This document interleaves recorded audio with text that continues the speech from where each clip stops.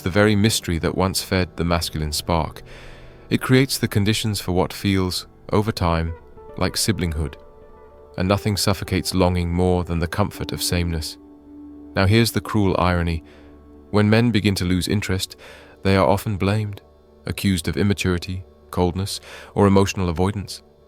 But what they're really doing is responding to a deeper truth, the same truth Schopenhauer laid bare.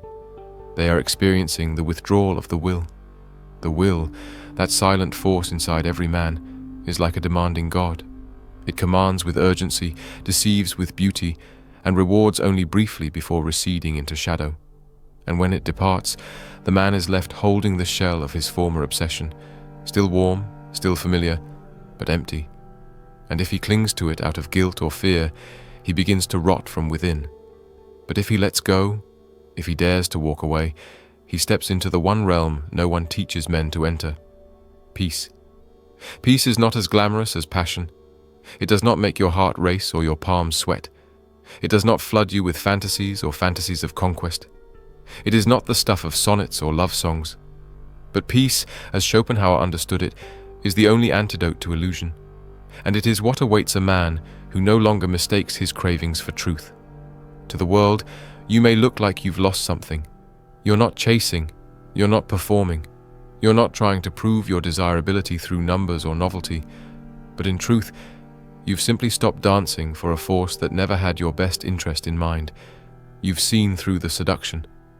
A man can do what he wills, but he cannot will what he wills.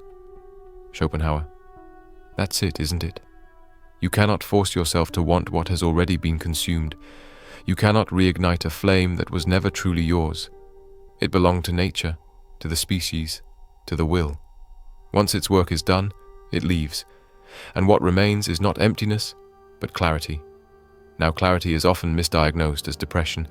A man who no longer feels the compulsion to pursue is labeled numb, broken, defective. But what if he is not depressed? What if he is finally free from the addiction? What if the silence he feels is not the absence of meaning, but the beginning of it? Schopenhauer pointed toward asceticism not out of hatred for life, but out of profound understanding. He saw the endless chase, the hunger, the jealousy, the heartbreak, the madness, and said, enough.